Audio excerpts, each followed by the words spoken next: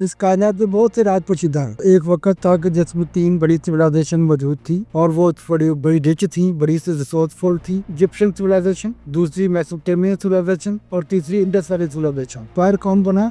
जो कि एक नोमैड्स थे, खाना बदोश फॉरेस्ट के रहने वाले, राम जिसको आजकल कहा जाता है, और उनका सारा दारोमदार एक दरिया है, रिवर कारून, वही एक नेविगेबल दरिया है। उन खाना बदोशों में से एक लीडर उठा जो उनका लीडर बना, जिसका नाम था साइरस द ग्रेट। इसको अरबी जुबान में कुरान मजीद में इसको जुल्करनैन कहा जाता है।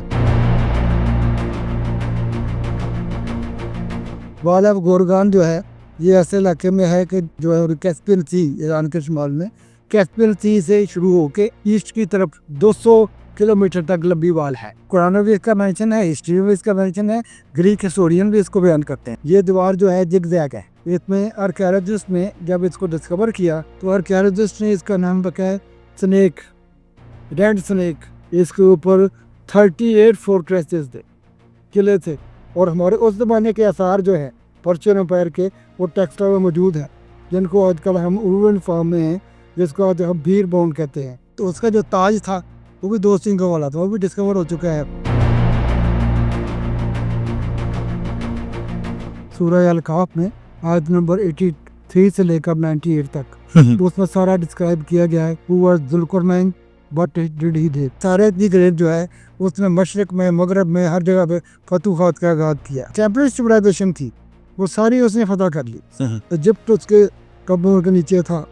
मेसोपोटामिया भी अपना राज कायम किया और इंडस वैली में रिवर झेलम तक वो आया। पर्शियन एम्पायर 3 बड़े आदमों तक फैल गई, ये एशिया, अफ्रीका और यूरोप। इसने जब फतूहात करता हुआ पहुंचा इराक में, बेबीलोन में, तो वहाँ पे यहूदियों जो के कैद थे 100 साल से, उनको उसने आज़ाद किया। यहूदी आदमी उसका जिक्र करते हैं। वो पैगंबर तो नहीं था, लेकिन कुरान जी जैसी आला किताब ने भी उसकी तारीफ की है कि वो बड़ा अच्छा बादशाह था। और उसका जो मज़ार है वो सिंपल है, उसको कोई डोम नहीं है, स्टोन का बना हुआ है। वो इल्म ही था जिसमें जुल्करनैन को 3 बड़े आज़मों का बादशाह बना दिया, एम्परर बना दिया, शहंशाह बना दिया।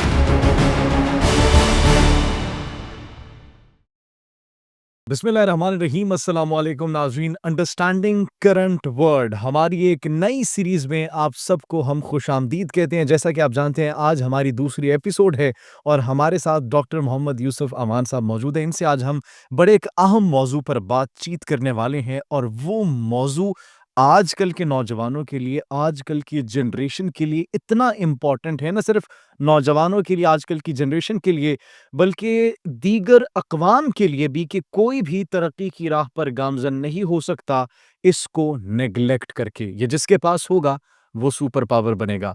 और ऐसी क्या चीज़ है वो आज हम जानेंगे डॉक्टर मोहम्मद यूसुफ अमान साहब से। क्या वो चीज़ है जिस पर आज हम गुफ्तगू करने वाले हैं, मैं चाहता हूँ कि आप ही हमारी ऑडियंस को बताएं। आज का हमारा मौजू है नॉलेज इज पावर। इल्म सबसे बड़ी क़ुव्वत है। और अगर हम तारीख पे नज़र दौड़ाएं तो एक वक्त था कि जिसमें 3 बड़ी सिविलाइजेशन मौजूद थी और वो बड़ी बड़ी रिच थी, बड़ी से रिसोर्सफुल थी, और लोग वहाँ पे काफ़ी तरक्की याफ्ता थे। अच्छा। अभी इजिप्शियन सिविलाइजेशन, दूसरी मेसोपोटामियन सिविलाइजेशन और तीसरी इंडस वैली सिविलाइजेशन, ये ज़माने की उसका लीडिंग सिविलाइजेशन थी। लेकिन जो वक्त आगे बढ़ा तो इनमें से कोई भी बड़ी एम्पायर नहीं बन सकी, कोई भी नहीं बन सकी। कोई भी नहीं बन सकी, ना इजिप्शियन, ना मेसोपोटामियन और ना ही इंडस वैली। ठीक है। एम्पायर कौन बना? जो कि एक नोमैड्स थे, खाना बदोश, फॉरेस्ट के रहने वाले, राम जिसको आजकल कहा जाता है, फॉरेस्ट के लोग, जहाँ पे कोई काबिल ज़िक्र दरिया नहीं। क्योंकि सिविलाइजेशन के लिए पानी की ज़रूरत होती है, दरिया चाहिए होता है, उसके ज़राए ज़मीन चाहिए होती है, और उनका सारा दारोमदार एक दरिया है, रिवर कारून, वही एक नेविगेबल दरिया है, रिवर कारून, KARUN। वो भी पर्शियन गल्फ में गिरता है। बाकी उनके पास वसाइल नहीं थे और बेसरो सामानी थी। और वो लोग जो थे वो खाना बदोशों की तरह, पर्शियन टाइप नोमैड्स, खाना बदोश, वो खाना बदोशों की तरह जब कोई उन पर फसलें नहीं होती थी, बारिश नहीं होती थी, तो वो मुख्तलिफ जगहों पर फिरते रहते थे।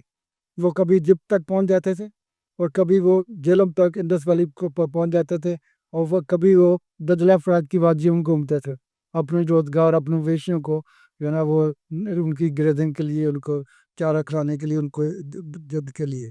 और उनमें से उन उन उन कैटल ग्रेजर्स में से, उन खाना बदोशों में से ایک لیڈر اٹھا جو ان کا لیڈر بنا جس کا نام تھا سائرس دی گریٹ، سائرس اعظم۔ سائرس اعظم جو ہے نا اس نے اپنی قوم کو متحد کیا۔ اس کو عربی زبان میں قرآن مجید میں اس کو ذوالقرنین کہا جاتا ہے۔ ذوالقرنین کی 16 آیتیں ہیں سورہ الکہف میں، آیت نمبر 83 سے لے کر 98 تک۔ اس میں سارا ڈسکرائب کیا گیا ہے who was Zulqarnain what did he did۔ اس کو انگلش میں سائرس دی گریٹ، سائرس اعظم بھی کہا جاتا ہے۔ یہ اس کا تعلق تھا ایران سے۔ انہوں نے اپنی قوم کو اکٹھا کیا، ہی واز دیئر لیڈر، اور انہوں نے اس کے بعد انہوں نے ایک امپائر بنائی۔ شروع میں پرشیا اینڈ میڈیا دو سلطنت الگ الگ سلطنتیں تھیں، ان کو اکٹھا کر کے جب دو یا دو سے زیادہ سلطنتیں یا ریاستیں اکٹھی ہو جائیں اس کو امپائر کہتے ہیں، اور اس کے رولر کو ایمپرر کہتے ہیں۔ اسٹیٹ کے جو رولر ہوتا ہے اس کو کنگ کہتے ہیں۔ کنگ اور ایمپرر میں یہی فرق ہے، ایمپرر کے لیے 2 اور more اسٹیٹس ہونا ضروری ہے۔ تو وہاں سے اس نے شروع کیا۔ اس کے بعد سارے دی گریٹ جو ہے اس نے مشرق میں، مغرب میں، ہر جگہ پہ فتوحات کا آغاز کیا، اور وہ یہاں تک گیا کہ جو ٹیمپرری سویلائزیشن تھی وہ ساری اس نے فتح کر لی۔ ایجپٹ اس کے قبضوں کے نیچے تھا، میسوپوٹیمیا میں اس نے اپنا راج قائم کیا، اور انڈس ویلی میں ریور جھیلم تک وہ آیا، اور ہمارے اس زمانے کے آثار جو ہیں پرشین امپائر کے وہ ٹیکسٹا میں موجود ہیں، جن کو آج کل ہم اردو فارم میں ہیں، جس کو آج ہم بیر ماؤنٹ کہتے ہیں، BHIR بیر ماؤنٹ، یہ ٹیکسٹلمس کے آثار موجود ہیں۔ اس کے ساتھ گریس کے انفلوئنس کے آثار بھی موجود ہیں، اور جو ہماری تھی موریین امپائر ان کے بھی موجود ہیں، لیکن آج ہم پرشین کی بات کر رہے ہیں تو یہاں تک پورے موجود ہے، کیونکہ جب تک ایویڈنس نہ ہو سرفس کے اوپر بچو بہتر زبانی ہوتی، تو پرشین امپائر جو ہے نا دور دور تک پھیلی ہوئی تھی۔ الٹیمیٹلی پرشین امپائر 3 برے اعظموں تک پھیل گئی، یہ ایشیا، افریقہ اور یورپ کا بہت سارا، اور یہ صرف اسی علم کی بنا پر۔ علم کی بنیاد پہ، کیونکہ وہ پھرتے رہتے تھے، گھومتے رہتے تھے، اور اس کی وجہ سے ان کا علم زیادہ تھا۔ باقی لوگ اپنے اپنے گھروں میں بند تھے، وہ سوچتے نہیں تھے۔ انہوں نے سوچا کہ یہ ایجپشن کیا کرتے ہیں، میسوپوٹیمین کے پاس کون سی اسٹرینتھ ہے، اور انڈس ویلی والے کیا ان کی اسٹرینتھ کیا ہے، یہ سب سے انہیں لرن کیا۔ حالانکہ وہ علم کی ایک مطلب پیاس ان کے اندر موجود تھی۔ آج ہمارے پاس ایزی ایکسیس ہے سیل فونز میں، ہمارے پاس ایک کلک ہے، لیکن ان کے اندر وہ اس ٹائم پہ ٹریول کرنے کی جس طریقے سے آپ بتا رہے ہیں، وہ ان کے اندر ایک پیاس موجود تھی علم کو حاصل کرنے کی۔ دیٹس دی ریزن وہ اتنے کامیاب ہوئے۔ وہ علم ہی تھا جس میں ذوالقرنین کو 3 برے اعظموں کا جو ہے نا بادشاہ بنا دیا، ایمپرر بنا دیا، شہنشاہ بنا دیا۔ واہ! اب جو یہ ذوالقرنین ہے، یہ سائرس دی اعظم ہے، سائرس دی گریٹ، یہ اتنا رحم دل اور عادل بادشاہ تھا جس کی قرآن بھی ضروری تعریف کی ہے کہ اس نے لوگوں کی خدمت کی، بہت سو کچھ کیا۔ اس نے جب فتوحات کرتا ہوا پہنچا عراق میں، بیبیلون میں، وہ وہاں پہ یہودیوں کو جو کہ قید تھے 100 سال سے، ان کو اس نے آزاد کیا۔ یہودی آدمی اس کا ذکر کرتے ہیں کہ اس نے ہمارے پہ مہربانی کی ہے۔ باہر قیدیوں پہ، اس سے پہلے بخت نصر ایک بادشاہ تھا عراق کا، اس نے اسرائیل کو فتح کر کے فلسطین کے علاقے کو تو یہودیوں کو قید کر کے بابل لے آیا تھا۔ بابل و نینوا کی تہذیب میں جو کہا جاتا ہے عام طرح سے، ریور یوفریٹ کے اوپر ہے بابا، پرانا شہر ہے، تو وہاں سے ان کو بھی آزاد کروایا کہ یہ بھی اپنے گاؤں واپس جائے، اپنے علاقے میں۔ علم کی بنیاد پر بڑی بڑی ریاستیں بنی ہیں، بڑی بڑی سلطنتوں کا قیام ہم نے دیکھا، لیکن سر ہم دیکھتے ہیں آج ہماری نوجوان نسل جو ہے وہ علم سے بڑی دور دکھائی دیتی ہے، تو وجوہات کیا ہیں؟ وجوہات اس کی جو ہے نا کہ ہماری کوئی نیشنل پالیسی نہیں ہے، ہمارا کوئی ٹارگیٹ نہیں ہے جو ہم نے اچیو کرنا ہو، ہم کسی سے کم نہیں ہیں۔ ہمارے نوجوان یہیں سے جب جاتے ہیں یورپ میں، انگلینڈ میں PhD کرنے اور پڑھنے کے لیے، تو وہ کسی سے کم نہیں ہوتے۔ میرا اپنا تجربہ جو ایسا ہے کہ میں جس یونیورسٹی میں گیا تھا، I was leader of all students جو PhD کرنے مختلف ملکوں سے آئے تھے۔ میں تو ایک پاکستانی تھا، 3 سال میں نے انہیں کا ریپرزینٹیٹر میں ہی رہا، ہر قسم کی چیزیں۔ لیکن یہاں پہ جب ہم آتے ہیں پاکستان میں تو ہم اس چیز کو غور نہیں کرتے۔ ایک learning is important, continuous learning ہونی چاہیے، اور اس کے نتیجے میں نئی چیزیں دیکھیں آپ، ریسرچ ہو، انوویشن ہو، ڈسکوری ہو۔ اس کائنات میں بہت سے راز پوشیدہ ہیں، وہ ہم ڈسکور کریں تو پھر ابھی ہم بات کر رہے تھے ذوالقرنین کی۔ ذوالقرنین کی جو نمایاں چیزیں ہیں ان میں سے ایک وال آف گارگن ہے، گورگان، وال آف گورگان۔ وال آف گورگان جو ہے یہ ایسے علاقے میں ہے کہ جو ہے کیسپین سی، ایران کے شمال میں کیسپین سی سے شروع ہو کے ایسٹ کی طرف 200 کلومیٹر تک لمبی وال ہے۔ اب یہ گر چکی ہوئی ہے، لیکن قرآن میں بھی اس کا مینشن ہے, ہسٹری میں بھی اس کا مینشن ہے, گریک ہسٹورین بھی اس کو بیان کرتے ہیں. لیکن اس کے اوپر جو قرآن کی یہ سورہ آیات میں نے مینشن کی ہیں, اس کے اوپر لوگوں نے بڑی ریسرچ کی, بہت سے مفسرین نے اس میں مغرب باری کی. وہ کبھی کہتا تھا یہ جو دیوار ہے, عظیم دیوار, یہ وال آف چائنا ہے, گریٹ وال آف چائنا ہے, اس کا جو بادشاہ ہے وہ چین کا بادشاہ تھا, کوئی کہتا ہے اسکندر اعظم ہے. الٹیمیٹلی آرکیالوجسٹ نے یہ مسئلہ حل کیا, اور دوسرے کوئی دانشوروں نے جنہوں نے اس کو راز کھولا سارا تھا, یہ سونا ہے تو بنیاد بنا کے اسی کی روشنی میں انہوں نے دیکھا یہ وال آف گورگن ہے. یہ پہاڑی علاقہ ہے ایران کے شمار میں, اتنے اونچے نیچے پہاڑ ہیں, اور بیچ میں دگ زیگ درے ہیں, بیچ میں دو پہاڑوں کے بیچ میں ڈفرینٹ پاسز ہیں. ادھر سے لوگ آ کے سرحدی علاقوں کے لوگوں کو لوٹتے تھے, جن کو گاؤز مگاؤ کہا جاتا ہے. اس کو وال آف گارگ بھی کہتے ہیں, یاجوج ماجوج دوسرے لفظوں میں. اچھا.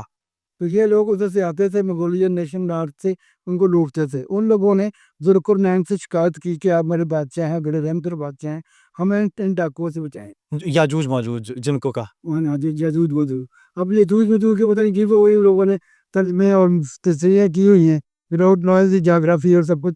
اب وہ ہے کہ ذوالقرنین نے ان کو کہا کہ آپ مین پاور پرووائڈ کریں, مٹیریل بنا دیتا ہوں, میں دیوار بنا دیتا ہوں. یہ بہت بڑی دیوار نہیں تھے, چنانچہ انہوں نے کیسپین سی علاقے ایسٹ کی طرف 200 کلومیٹر تک دیوار بنائی. یہ دیوار جو ہے جگ زیگ ہے. اس میں آرکیالوجسٹ نے جب اس کو ڈسکور کیا, کیونکہ ڈورنڈ ہے آج کا دیوار موجود نہیں ہے لیکن اس کے آثار موجود ہے, تو یہ دیوار جو ہے نا اوپر سے جب اس کا لیتے ہیں اور بھی اوپر سے بوڑتے اس کو تصویر لیتے ہیں دیوار کی, تو وہ جگ زیگ ایک سانپ کی شکل کی ہو جاتی ہے. تو آرکیالوجسٹ نے اس کا نام رکھا ہے snake, red snake. Red snake red اس لیے رکھا ہے کہ سرخ اینٹوں سے بنی ہوئی تھی, اوپر سے ایریل ویو رہے تو سنیک ٹائپ بن جاتا ہے. آپ بھی ریڈ سنیک کو سرچ کریں گے تو آپ کو سمجھ بے شمار نقشے آ جائیں گے. ریڈ سنیک, وال آف گورگن. وال آف گورگن اس کو اس لیے کہتے ہیں, اس علاقے میں چھوٹی چھوٹی بستیاں تھیں. یہ ایک نسبتاً بڑی بستی تھی, ایک لینڈ مارک تھا, اس کو وال آف گورگن بھی اس کو کہتے ہیں. تو یہ یاجوج ماجوج سے بچنے کے لیے حضرت ذوالقرنین نے تعمیر کی تھی. یہ تعمیر کی تھی. یہ دوار جو نے بتایا ہے 200 کلومیٹر لمبی تھی.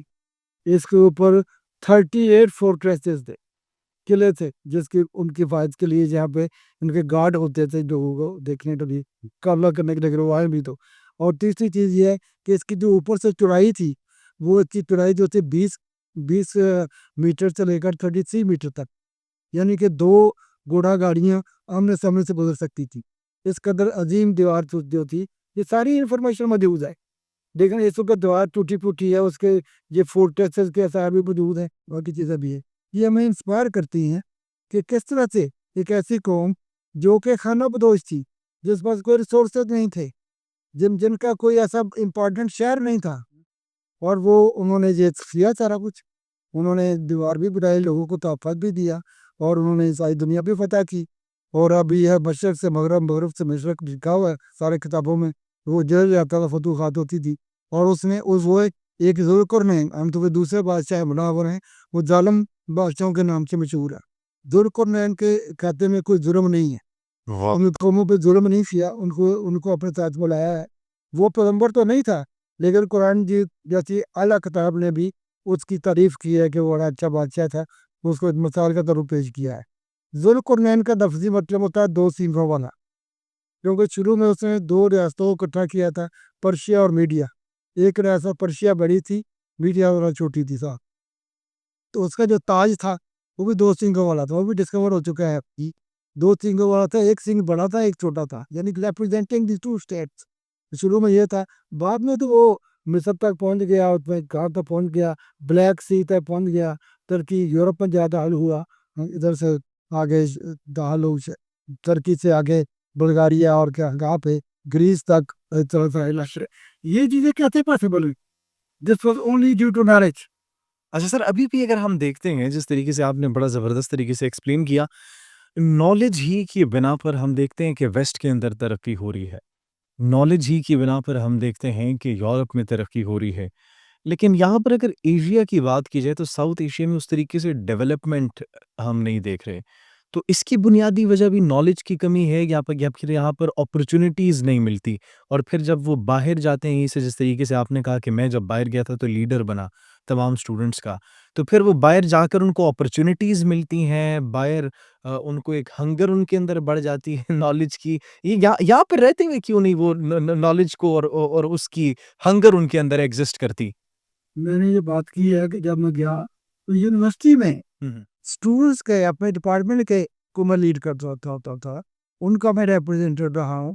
میں نے 3.5 سال میں PhD کی ہے مکمل، اور میرے دوست پرووائڈر تھے، بڑا مشکل کام تھا، لیکن 3.5 سالوں میں ڈپارٹمنٹ کے اسٹوڈنٹس کا جو کتنے کے ملکوں سے آئے ہوئے تھے، I was the only Pakistani, تو ان کا سب سے ہر سال جو نا ریپرزینٹیو میں ہی ہوتا تھا۔ تو اس طرح سے میں نے سیکھا کہ ان کے وہاں پہ کیا کہتے وہ چلاتے ہیں، یونیورسٹی کیسے چلاتے ہیں، ڈین کا کیا کام ہوتا ہے، ڈپارٹمنٹ کی اور چیزیں ایکٹیویٹیز کیا ہے، تو مجھے کلوز ہوئی۔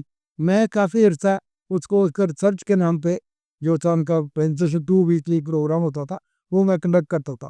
تو یہ چیزیں سیکھنے کی ایک امنگ ہونی چاہیے، تو پھر بڑا آگے چلتا ہے۔ اب اس میں ہم پھر مین کے اوپر آئیں، مجھے جو والا گورگان ہے جو اس میں چار ہوتا ہے، 38 فورٹریس ہے اور 20 to 33 فیٹ کتنا زبردست قسم کا۔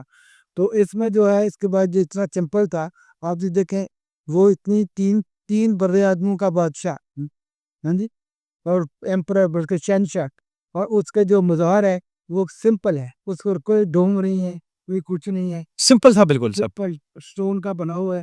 ہاں جی، آپ گریو آپ یا ٹومب آپ جو ہے نا وہ سینک دی گریٹ لکھے تو آپ کو تصویر آ دے گی۔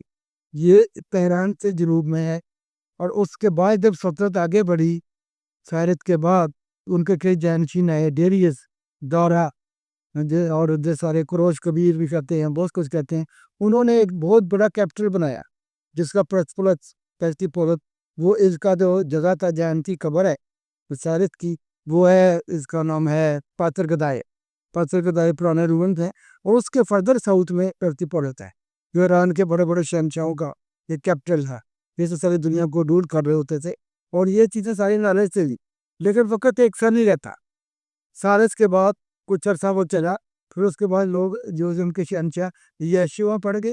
اور پھر ایک اور چیز بنیادی نقطہ ہے، وہ نقطہ یہ ہے کہ دنیا میں کبھی بھی ڈیولپمنٹ یونیفارم نہیں رہی، آلویز وہ یونیفارم کے بغیر ہوتی ہے، اب ڈفرینٹ ہوتی ہے، ان ایون ہوتی ہے، ایون ڈیولپمنٹ کبھی نہیں ہوتی، ان ایون ہوتی، کبھی ایک قوم آگے نکل جاتی ہے، وہ آگے نکل کے سست پڑ جاتی ہے، وہ اپنی مینٹین نہیں کر پاتی، سسٹینیبل نہیں ہوتی۔